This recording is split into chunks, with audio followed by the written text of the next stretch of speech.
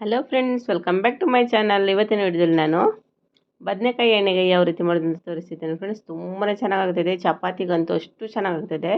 ಒಮ್ಮೆ ಈ ರೀತಿಯಾಗಿ ಟ್ರೈ ಮಾಡಿ ನೋಡಿ, ಅಷ್ಟು ಟೇಸ್ಟಿಯಾಗಿ ಬರ್ತದೆ ಫ್ರೆಂಡ್ಸ್ ಈ ರೀತಿ ಮಸಾಲೆ ಹಾಕಿ ಮಾಡಿದರೆ. ಮತ್ತೇನೆಂದರೆ ಈ ರೀತಿಯಾಗಿ ಸ್ಮೂತ್ ಚಪಾತಿ ಬೇಕಿದ್ದರೂ ಕೂಡ ಕಮೆಂಟ್ಸ್ ಮೂಲಕ ತಿಳಿಸಿ, ಯಾವ ರೀತಿ ಮಾಡೋದು ಅಂತ ಕೂಡ ತೋರಿಸ್ತೇನೆ.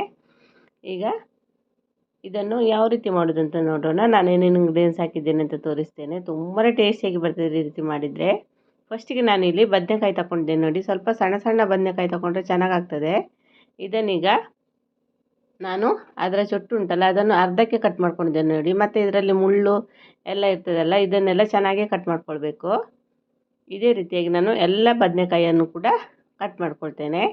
ಈ ರೀತಿಯಾಗಿ ಮಾಡ್ಕೊಳ್ಬೇಕು ನೋಡಿ ಫ್ರೆಂಡ್ಸ್. ಚೊಟ್ಟನ್ನು ಸ್ವಲ್ಪ ಅರ್ಧದಷ್ಟು ಇಡಬೇಕು, ಪೂರ್ತಿಯಾಗಿ ಕಟ್ ಮಾಡಬಾರ್ದು. ಈಗ ಎಲ್ಲ ಕಟ್ ಮಾಡಿ ಆಗಿದ್ದು ನೋಡಿ. ಇದನ್ನೀಗ ನಾನು ಮಿಡ್ಲಲ್ಲಿ 4 ಭಾಗ ಮಾಡ್ಕೊಳ್ತೇನೆ. ಈಗ ಒಳಗಡೆ ಹುಳ ಏನಾಗಿದ್ದರೆ ಕ್ಲೀನಾಗಿ ಗೊತ್ತಾಗ್ತದೆ ಈ ರೀತಿಯಾಗಿ ಕಟ್ ಮಾಡಿದರೆ.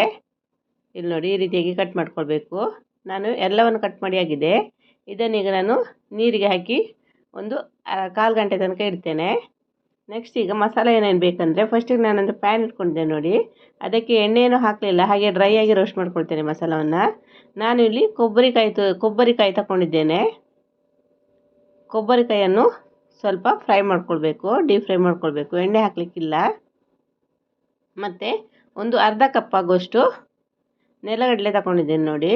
ಇದನ್ನು ಅಷ್ಟೇ ಫ್ರೈ ಮಾಡ್ಕೊಳ್ಬೇಕು.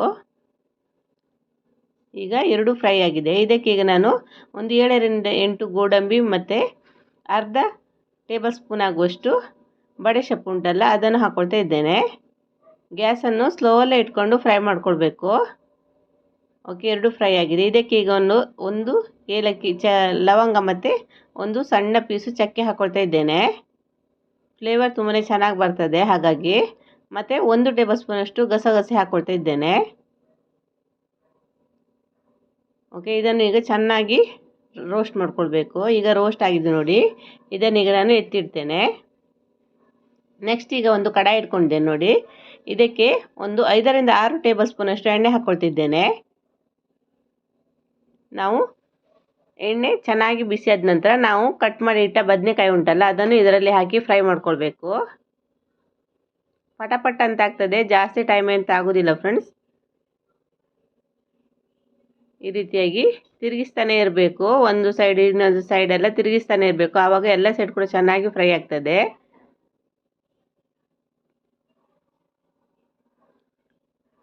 ಜಾಸ್ತಿ ಎಣ್ಣೆಯನ್ನು ಬೇಕಾಗೋದಿಲ್ಲ ಫ್ರೈ ಮಾಡಲಿಕ್ಕೆ. ಇಲ್ಲಿ ನೋಡಿ, ಈ ರೀತಿಯಾಗಿ ಫ್ರೈ ಮಾಡ್ಕೊಳ್ಬೇಕು.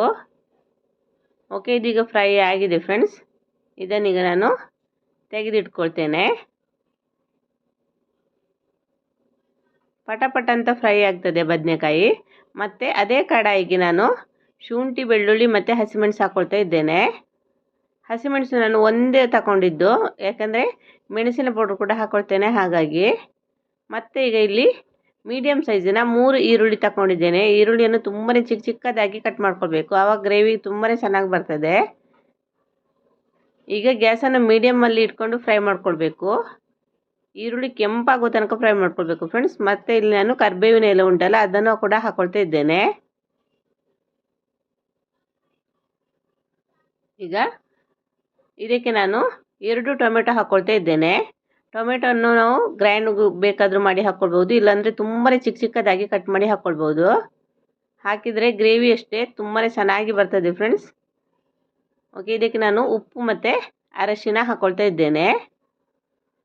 ಆವಾಗ ಟೊಮೆಟೊ ಈರುಳ್ಳಿ ಎರಡೂ ಕೂಡ ತುಂಬಾ ಮೆತ್ತಗಾಗ್ತದೆ.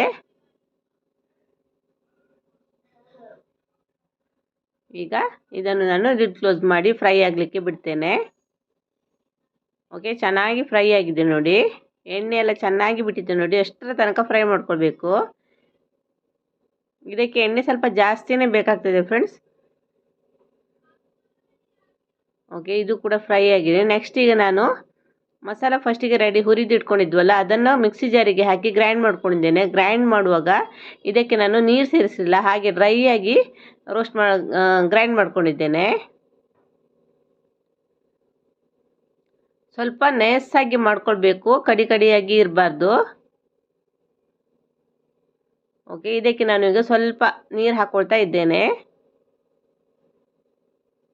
ನೀರು ಹಾಕಿ ಚೆನ್ನಾಗಿ ಕುದಿಸ್ಕೊಳ್ಬೇಕು, ಫ್ರೈ ಮಾಡ್ಕೊಳ್ಬೇಕು. ಆವಾಗ ಟೇಸ್ಟ್ ತುಂಬಾ ಚೆನ್ನಾಗಿ ಬರ್ತದೆ ಫ್ರೆಂಡ್ಸ್.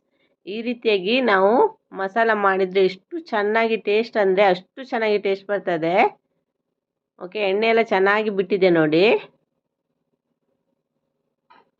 ಇದಕ್ಕೆ ಈಗ ನಾನು ಮಸಾಲ ಎಲ್ಲ ಹಾಕ್ಕೊಳ್ತೇನೆ ನೋಡಿ. ನಾನು 2 ಟೇಬಲ್ ಸ್ಪೂನ್ ಆಗುವಷ್ಟು ಮೆಣಸಿನ ಪೌಡರ್ ಮತ್ತು 1 ಟೇಬಲ್ ಸ್ಪೂನ್ ಧನಿಯಾ ಪೌಡರ್, 1 ಟೇಬಲ್ ಸ್ಪೂನ್ ಜೀರಿಗೆ ಮತ್ತು ಗರಂ ಮಸಾಲ ಮತ್ತು ಚಿಕನ್ ಮಸಾಲ ಉಂಟಲ್ಲ ಅದನ್ನು ಕೂಡ ಹಾಕ್ಕೊಂಡಿದ್ದೇನೆ. ಚಿಕನ್ ಮಸಾಲ ಇಲ್ಲದಿದ್ದರೂ ಕೂಡ ನಡೀತದೆ, ಹಾಕಿದರೆ ಟೇಸ್ಟ್ ತುಂಬಾ ಚೆನ್ನಾಗಿ ಬರ್ತದೆ ಫ್ರೆಂಡ್ಸ್. ಈಗ ಸ್ವಲ್ಪ ನೀರು ಹಾಕಿ ಚೆನ್ನಾಗಿ ಫ್ರೈ ಮಾಡಲಿಕ್ಕೆ ಬಿಡ್ತೇನೆ. ಇದಕ್ಕೆ ಧನಿಯಾ ಪೌಡರ್, ರೆಡ್ ಚಿಲ್ಲಿ ಪೌಡರ್, ಜೀರಾ ಪೌಡರ್, ಗರಂ ಮಸಾಲ ಮತ್ತು ಚಿಕನ್ ಮಸಾಲ ಹಾಕ್ಕೊಂಡಿದ್ದು. ಓಕೆ, ಚೆನ್ನಾಗಿ ಕಲರ್ ಬಿಟ್ಟಿದೆ ನೋಡಿ, ಎಣ್ಣೆ ಎಲ್ಲ ಚೆನ್ನಾಗಿ ಬಿಟ್ಟಿದೆ ನೋಡಿ. ಕಲರ್ ಕೂಡ ಅಷ್ಟೇ ಚೆನ್ನಾಗಿ ಬಂದಿದೆ ನೋಡಿ ಫ್ರೆಂಡ್ಸ್.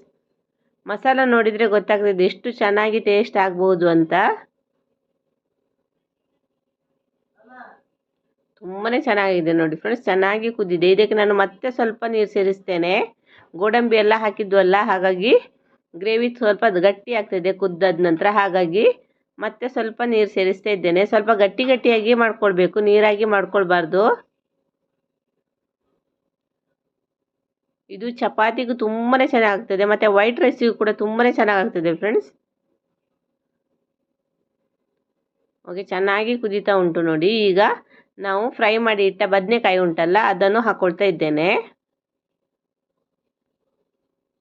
ಹಾಕಿ ಇನ್ನೊಂದು ಸಾರಿ ಚೆನ್ನಾಗಿ ಕುದಿಸ್ಕೊಳ್ಬೇಕು. ಬದನೆಕಾಯಿ ಉಂಟಲ್ಲ ಅದಕ್ಕೆಲ್ಲ ಮಸಾಲ ಚೆನ್ನಾಗಿ ಹೀರ್ಕೊಳ್ಬೇಕು. ಹಾಗಾಗಿ ಒಂದು 3ರಿಂದ 4 ನಿಮಿಷ ಆದರೂ ಚೆನ್ನಾಗಿ ಕುದಿಸ್ಕೊಳ್ಬೇಕು. ಆವಾಗ ಟೇಸ್ಟ್ ತುಂಬಾ ಚೆನ್ನಾಗಿ ಬರ್ತದೆ. ನೋಡಿದ್ರಲ್ಲ ಫ್ರೆಂಡ್ಸ್ ಯಾವ ರೀತಿ ಮಾಡೋದಂತ. ನಿಮಗೆ ನನ್ನ ಈ ವಿಡಿಯೋ ಇಷ್ಟ ಆದರೆ ಪ್ಲೀಸ್ ಒಂದು ಲೈಕ್ ಮಾಡಿ, ಶೇರ್ ಮಾಡಿ ಮತ್ತು ಕಮೆಂಟ್ಸ್ ಮಾಡಿ.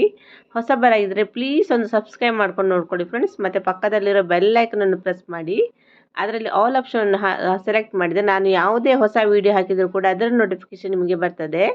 ನೀವು ಸುಲಭವಾಗಿ ನನ್ನ ಎಲ್ಲ ವೀಡಿಯೋನ ನೋಡ್ಕೊಳ್ಬೋದು. ನಾನು ಫೈನಲ್ ಆಗಿ ಇದಕ್ಕೆ ಕೊತ್ತಂಬರಿ ಸೊಪ್ಪು ಕೂಡ ಹಾಕಿದ್ದೇನೆ ನೋಡಿ. ಗ್ರೇವಿ ಎಷ್ಟು ಚೆನ್ನಾಗಿ ಬಂದಿದೆ ಅಂದರೆ ಟೇಸ್ಟು ಕೂಡ ಅಷ್ಟೇ ಚೆನ್ನಾಗಿ ಬಂದಿದೆ ಫ್ರೆಂಡ್ಸ್. ತುಂಬಾ ಚೆನ್ನಾಗಾಗಿದೆ. ಒಮ್ಮೆ ನೀವು ಟ್ರೈ ಮಾಡಿ ಮತ್ತೆ ನನಗೆ ತಿಳಿಸಿ ಕಮೆಂಟ್ಸ್ ಮೂಲಕ ಹೇಗಾಗಿದೆ ಅಂತ. ಈಗ ಫೈನಲ್ ಆಗಿ ರೆಡಿಯಾಗಿದೆ ನೋಡಿ. ಇದನ್ನೀಗ ನಾನು ಸರ್ವಿಂಗ್ ಪ್ಲೇಟಿಗೆ ಕೂಡ ಹಾಕಿ ತೋರಿಸ್ತೇನೆ ನೋಡಿ. ಇಲ್ಲಿ ನೋಡಿ ಎಷ್ಟು ಚೆನ್ನಾಗಿ ಗ್ರೇವಿ ಆಗಿದೆ ಅಂದರೆ ಬಾಯಲ್ಲಿ ನೀರು ಬರ್ತದೆ, ಅಷ್ಟು ಚೆನ್ನಾಗಿ ಗ್ರೇವಿ ಆಗಿದೆ ಫ್ರೆಂಡ್ಸ್. ಅಷ್ಟು ಟೇಸ್ಟಿಯಾಗಿದೆ. ಇದು ಚಪಾತಿಗಂತೂ ಸೂಪರ್ ಆಗ್ತದೆ ಫ್ರೆಂಡ್ಸ್, ಅಷ್ಟು ಚೆನ್ನಾಗಿ ಬರ್ತದೆ. ನಾನು ಚಪಾತಿ ಕೂಡ ತುಂಬಾ ಸಾಫ್ಟಾಗಿ ಮಾಡೋದು ಯಾವ ರೀತಿ ಅಂತ ಕೂಡ ತೋರಿಸ್ತೇನೆ. ಬೇಕಿದ್ದರೆ ಕಮೆಂಟ್ಸ್ ಮೂಲಕ ತಿಳಿಸಿ, ಅದನ್ನು ಕೂಡ ನೆಕ್ಸ್ಟ್ ವೀಡಿಯೋದಲ್ಲಿ ಶೇರ್ ಮಾಡ್ತೇನೆ. ನೀವು ಕಮೆಂಟ್ಸ್ ಮಾಡಿದರೆ ಮಾತ್ರ ಶೇರ್ ಮಾಡ್ತೇನೆ. ಓಕೆ, ಇಲ್ಲಿ ನೋಡಿ ಎಷ್ಟು ಚೆನ್ನಾಗಾಗಿದೆ ಅಂತ. ನೋಡಿದ್ರಲ್ಲ friends, thank you for watching.